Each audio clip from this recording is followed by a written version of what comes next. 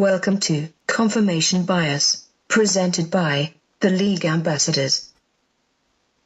I'm Ambassador Kenny Ken, and it appears as if the meek shall inherit the city of Philadelphia. And that's my confirmation bias. I'm Ambassador Dad, and until the analytic guys stop running the NBA, a lot of inflated stat stars are going to be making quick exits in the playoffs. And that's my confirmation bias. I'm Red O, and another armed white mass murderer was arrested safely and alive. And if you white and you tired of black people complaining about white people living, how the fuck you think we feel?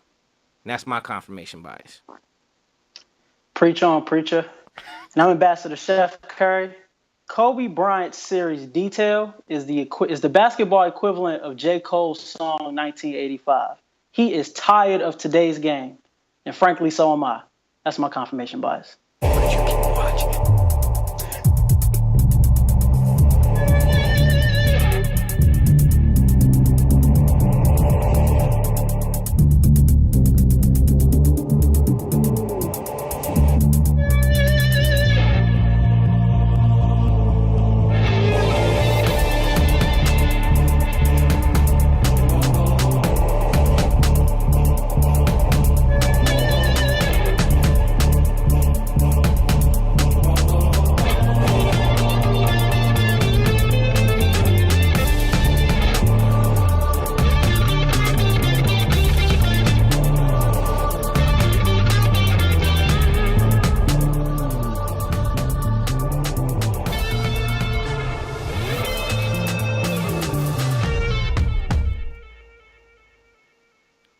Welcome to Confirmation Bias. This is episode 43, second season of our show. It's awesome to be here. As a reminder, you can follow us everywhere on social media. Our handle is at The League AM. That is Twitter. That's Facebook. That's Instagram. Also, please check out our website, theleagueam.com. Please subscribe to our YouTube channel, League Ambassadors. And also check out our blogspot, Diplomatic Immunity, the place where sports fans can come and talk their shit. We got a full show today, a lot of NBA playoffs. We got some NFL draft conversations. You okay? Some weird energy coming off over there. Yeah, you said it. Let's get started with our hot topics. Let's please, and we are the League Ambassadors. Whoa. Post-mortem on the Portland Trailblazers. They were dismissed by the New Orleans Pelicans, surprisingly 4 straight. They were swept. The only team to get swept in this year's NBA playoffs. Is he dead? Fuck you mean is he dead? And so 3 questions for them. I will start with you, Kev. First question is, what should the Portland Trailblazers do with Jusuf Nurkic? They right now are slated next year to have $110 million already in guaranteed salary, and that's not including the fact that they've got a draft pick. Nurkic is their most prominent free agent, a restricted free agent, so they have the ability to go over the cap to sign him. Ed Davis is a free agent. Shabazz Napier is a free agent. Pat McConnaughton. But we'll start with Nurkic. What do you do, sir? Well, with all of those names, Nurkic is the one who you keep. He's probably the most productive player outside of course, Lillard and McCollum. He was giving them, 14 points, 9 rebounds through the regular season, shooting 50% from the field. I think what this team needs is that third option, a guy that you can kick it out to him, he can shoot, he can be versatile in the post, someone that's not a primary ball handler that takes poor shots. So I think you can try to keep some type of core together. He's their third option. I think they keep him, but I don't think he's the one that should leave. But I'll let somebody else. Do you agree quickly, Omar Devin? They should keep Nurkic? Not if they keep the other two. Every last free agent you mentioned has to go. Okay. And they have to figure out to get a way to take Brooklyn, to get Brooklyn to take Evan. Brooklyn is your go-to for everybody's trash, man. huh? Why not? He's trash, yo. He's Because. trash. Def? I think you have to. He's only 23. Now, granted, he played like shit this series. He was not a non-factor. He was actually worse this season than he was last season when they got him, I believe, right after the All-Star break, right around the trade deadline. They picked him up, and he was great for them. Neil O'Shea said he's really a conundrum because he's so in and out. He's 23, But he's though. 23, and he's a big That's man. the only reason in those names you He's mentioned. 23 and Denver was like, nah, bye. That's a good point. Well, because they had Jokic, the Joker. The Jays. Right. I think what Kevin was alluding to, and I'll start with you, Devin, and it seems like this question, it comes up, and then it goes away, and here we are again. They got swept. And let's put their playoff history into perspective, which will lead into the third question about the coach. But they've lost 9 playoff games in a row. The only reason why they won in the first round last year, 10 actually, you're right. The only reason why they won in the first round last year was because the Clippers were missing Blake Griffin and Chris Paul. Is it time? Some would say Chris Paul is always. Is it time to break up C.J. McCollum and Dame Lillard? They account for $53.5 million of that 110 that I was talking about. I don't think it's time to break it up. Okay. It's not working as it's currently constructed. Is it them though? For you to say that? I don't know that it's them completely. I think it's the fact that it's the pieces that need to be around them. They need someone else on the wing that can do anything, and they need to. You mean Evan Turner wasn't it? Nah, you know how I feel about that fucking mopping. But they need some help on the perimeter to alleviate some of the stress. What did I say a couple weeks ago? They were 48% of their offense or something like that. It takes time to be ready and to be successful in the playoffs. They obviously haven't gotten there yet, but I think the How third much time they need? I mean, how old is Dame? 26? Yeah. And McCollum's 25? Yeah. I feel like Dame been in the league a long time, man. He just came in early. He came in at 20. So for me, I mean, the alternative is what? That's always the question, right? What is the alternative? Kev, is it time to break them up? I agree. I think they should keep them going, but they remind me a lot of what was going on in Toronto, where Lowry and DeRozan kept coming up short, but the GM decided we're going to keep this core together, keep Dwayne Casey here, and just continue to add to that core, continue to get in pieces around it. My problem is how they play. It's almost like they're in a competition with who can hit the most bad shots. They take terrible shots. Their offense is terrible. They're two guys I think you can win with, you can get to the next level. But their style of play, man, is just is nerve-wracking. So it's interesting. I'm sorry. Oh, no, go ahead. I think you're going to get to what I think the solution is. Well, no, it's interesting that you brought up Toronto. And the thing with Toronto was Dwayne Casey came into this season and decided to play more of an up-tempo style. Changed the offense, made an even greater emphasis on defense. But more importantly, that GM, they put a bench together of players that could actually play. Toronto's success this year has been about their bench. I don't know that the answer is breaking up CJ and Dame as much as it is looking at everything else around them, right? They don't have much upside for internal improvement, I think is what you're which is why Omar, it's the question, do we break them up for the purposes of trying to reset the team? They have other bad contracts for players that need to go. So if you can't get rid of those contracts by themselves, you may have to get rid of somebody to get rid of some of those contracts, because as the team is constructed, they're going to be the same team every year in and year out. So as a fan, you'd be okay with doing it. And we know Dame's not going anywhere, so the person that obviously we'd be talking about would be CJ McCollum. You'd be okay with because of the predicament that they're in. Only if you can attach bad contracts. I think you can attach a bad contract or two with CJ McCollum. Yes. Yeah. Final question for the Trailblazers. Then you wait to the 2019 where the free agency is still going to be big.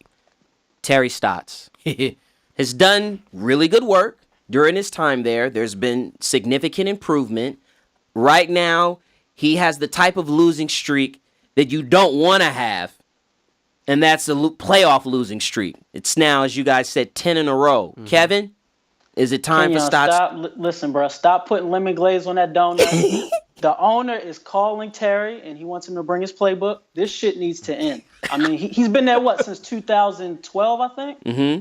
Since 2012. And Dame grows. His ability on the court is unquestioned. He took a step up this year, but when it counts, we saw him go up against a guard that can play against him and watch film every other night. Mm-hmm.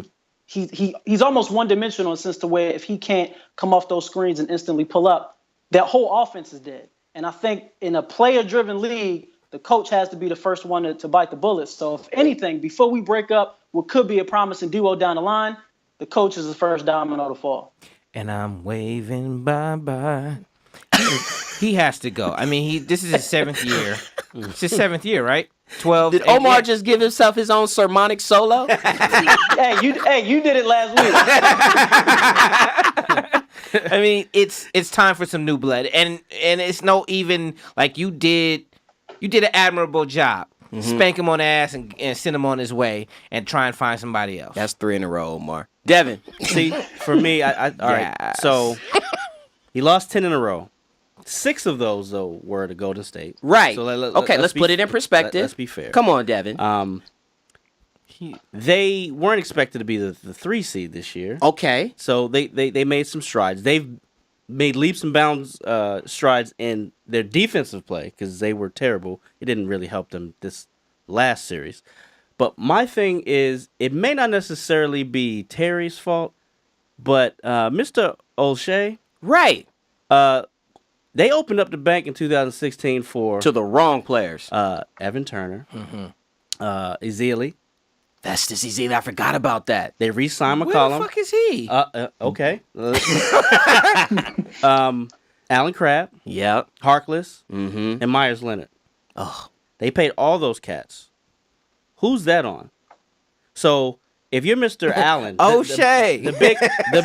If you're Mr. Allen, Hey, you know what? Yeah. I'm with you, right? That's funny because he's sitting in his office right now and he's saying a version of his last name. Oh, shit. so Hey. is that Terry Stott's fault? Well, I think it's a little bit of both because, like, if you see that mess behind you, what do you need to clean it up?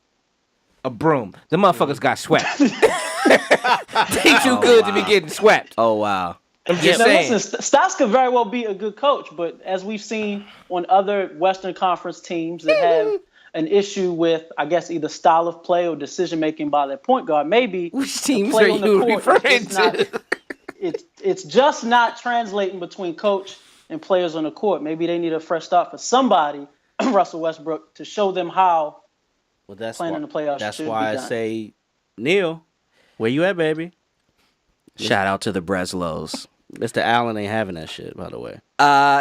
Game 5s. Milwaukee, Boston. Milwaukee took a loss tonight, has held form in this series. The home team has won every game. Boston 92-87. Omar, I'll go to you. Is the home team going to win this series?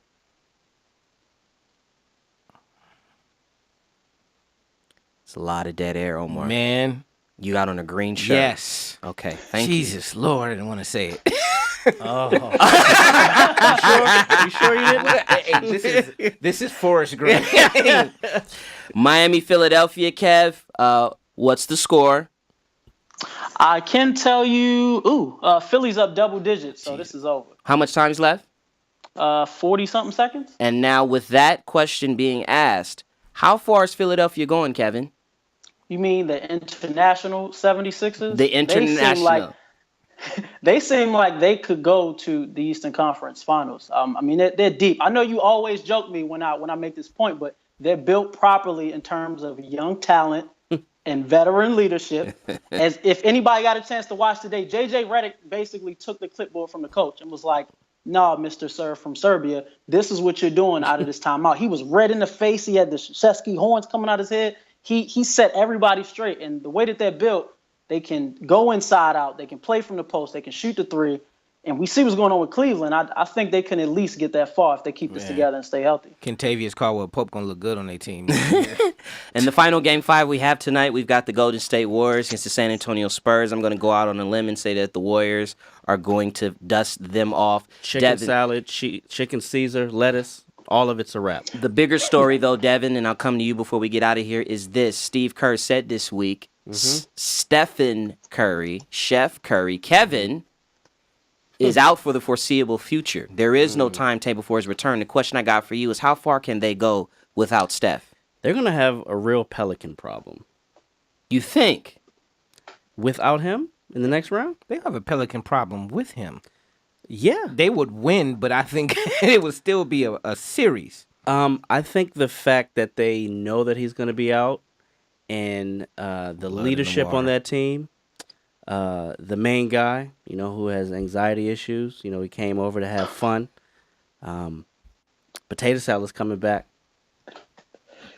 I hate to say it, but I think it is barbecue season coming. It's getting warm out here, so. And playoff Rondo is real. Yeah. Playoff Rondo against who? J. Cole. Well, J. Cole out there, they're going to put funny. Iggy out there. Nah, yeah, no, Iggy. I think that's a real thing. It's interesting.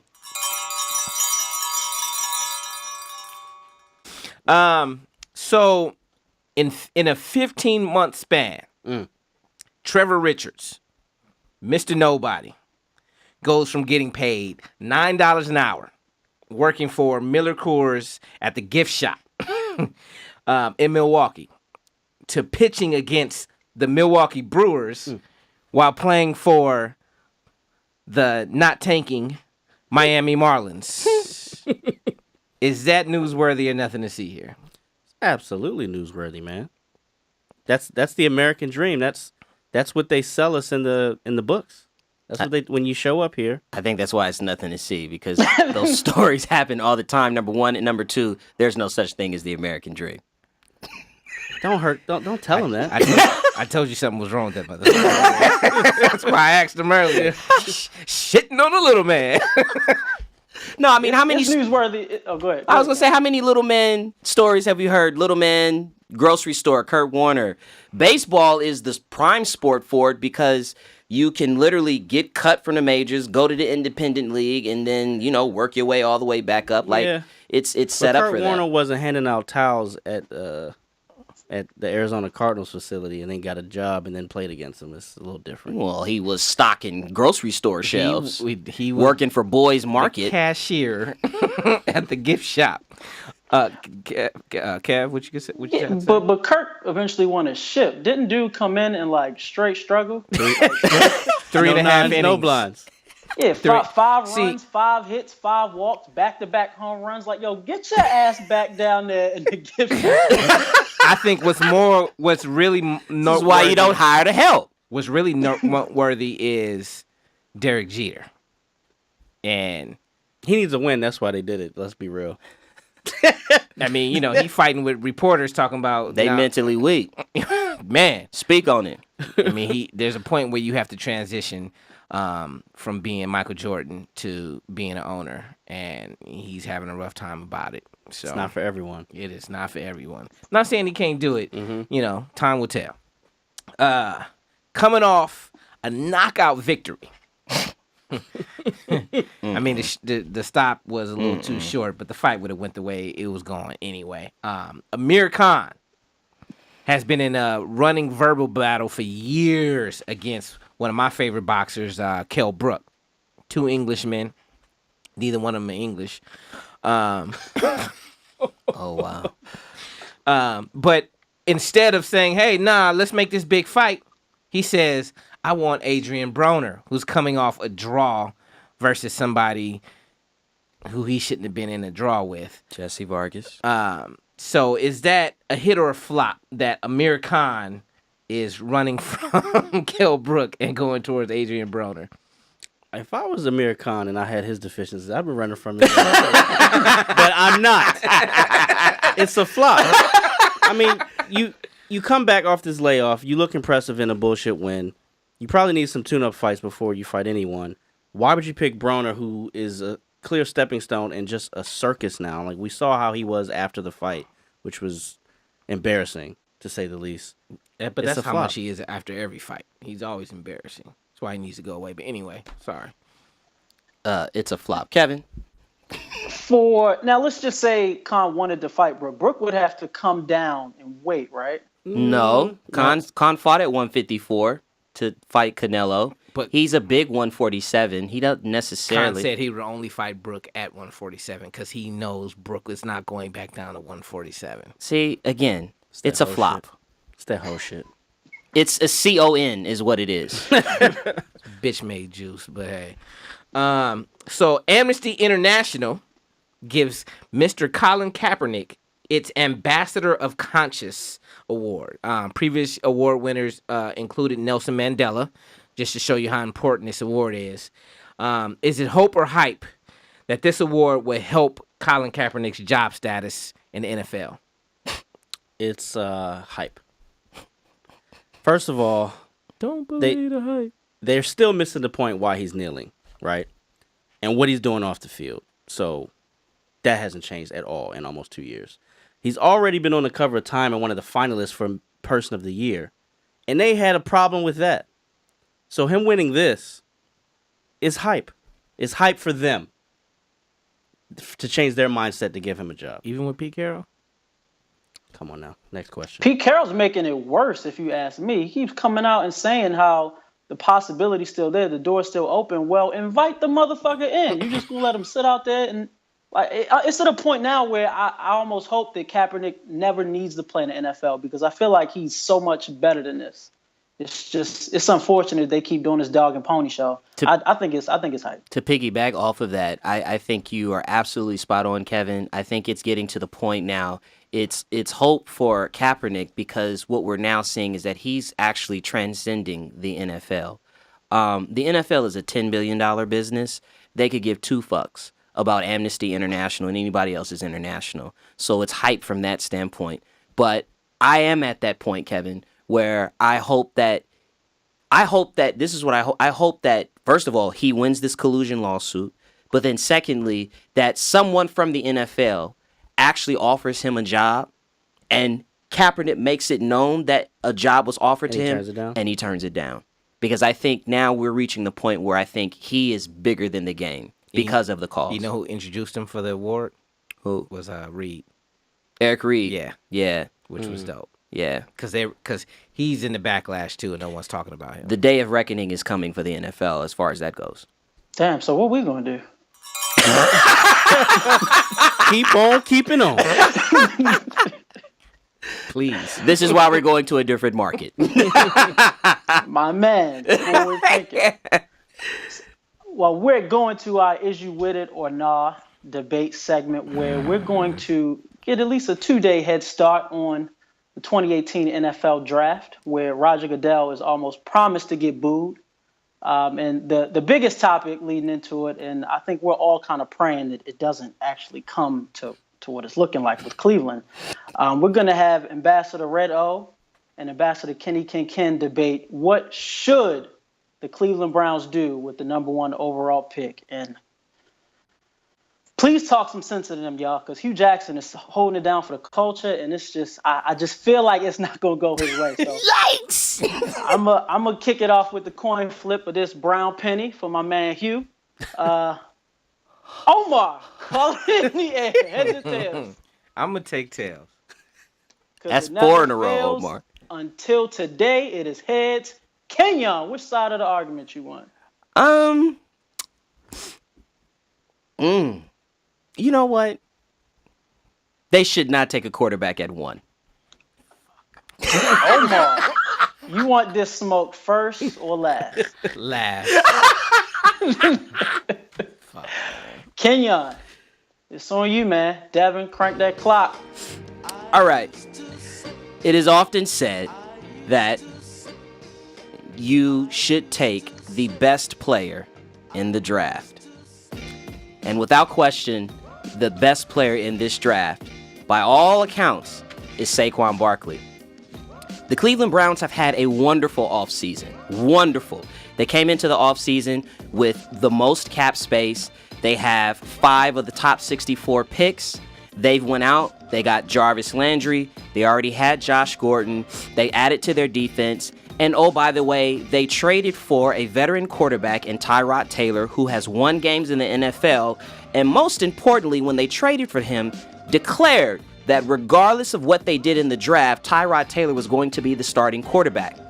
Cleveland has 2 picks in the top 4 picks of this draft. There are 5 quarterbacks, and any of them have the potential to do well.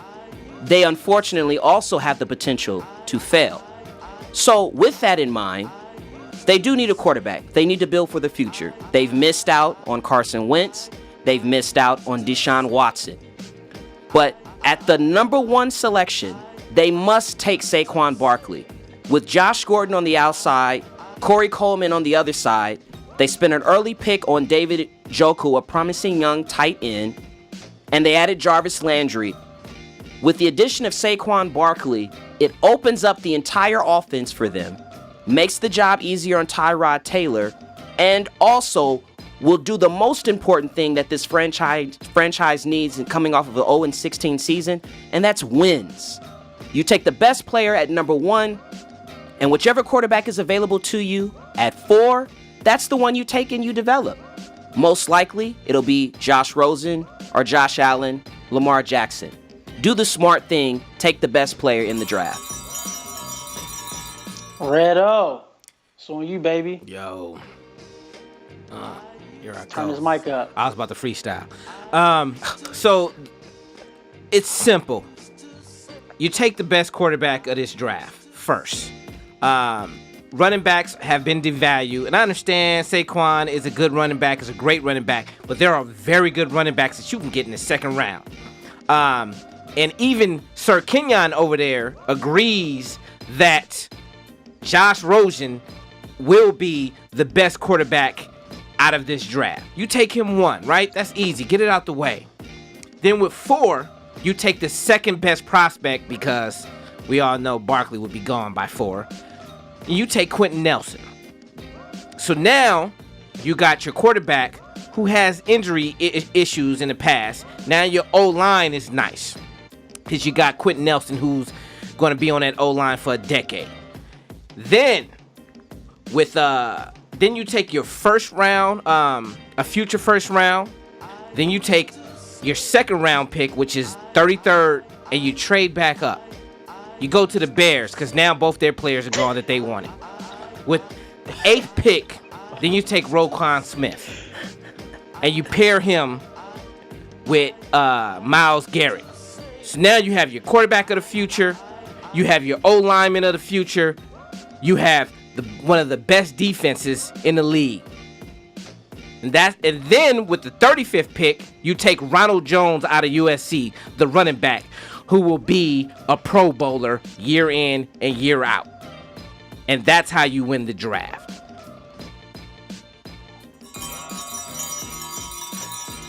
Y'all forcing me to pick here? Or am I picking? Mix it up, Devin. You pick the winner. Okay, so I gotta say that I had a particular bias going in, because I've been saying it for the last month what they should do. Omar is very creative with how the Browns should be doing it. He has all the picks mapped out how it's gonna go, because the Bears are for sure gonna give that up. Because he knows. With all that being said, my bias was confirmed. I'm gonna have to go with Kenyon on that. I would have too. Yeah. I wanted the no QB shit. Here's the thing. 2 things. One, I almost went the other way with it, because I was gonna make a ridiculous argument for them just taking 2 quarterbacks at 1 and 4. But I was just like, nah, I want to take a win. I haven't lost yet. That's number 1. But then the second thing, that's actually not... Who's counting, though? Right. No one. But I am. I've won every time I've debated. But I like your... Motherfuckers say shit. It's not... Listen, that's not a bad idea to take... Because they do have 3 second-round picks. They have the 33rd and the 35th. They have the I mean it's not a bad idea, but it's just It makes too much. It makes too much sense Yeah. to take. You got to take Saquon. even if Saquon, you, he's the risk-averse pick, and I think they should do what Kenyon said, but I have a feeling as far as going quarterback, I think they're going to draft one first, like Omar said. But don't be surprised if New York come in with that second pick and snatch their hopes from him. The other thing they could do too is to try to sabotage the situation, because I do feel like if they take, the rumors are that they would, it's between Allen and Darnold. I do feel like if they take Allen, they might be able to get Barkley at 4 because the Giants really do love Darnold. But that if they take Darnold, then Barkley is going to be gone at 2. because we know who the Jets are getting. Right. So I think that if they really felt compelled to take a quarterback at 1, that quarterback should be Josh Allen, to give themselves a chance to have Saquon at 4. Even if you want that safety of getting a quarterback for the future that you sit behind Tyrod, you take Barkley at 1. You can choose from the other 3 that are out there. I completely Why agree. not? Why not? I completely agree. So the Kaiser experiment is completely over. Kaiser is Kaiser's in Green Green Bay Bay. Packer. Green Bay. Kevin. Is he? Kevin. Yo, son. Brett Huntley's playing in Top Gun with us. Shout out to Brett Hundley. True story. And on that note, we will get out of here. This has been another episode of Confirmation Bias. Again, follow us everywhere on social media. Our handle is @TheLeagueAM. That's Twitter, that's Facebook, that's Instagram. Please check out our website, theleagueam.com, to see previous episodes of Confirmation Bias, as well as Diplomatic Immunity. Also visit our YouTube channel and subscribe to League Ambassadors. We will see you on Thursday for the NFL Draft night. Hey, yo, brother Les, keep your head up, man. We got your back. Yes, sir. Happy birthday, LaDonna. What up, Ma?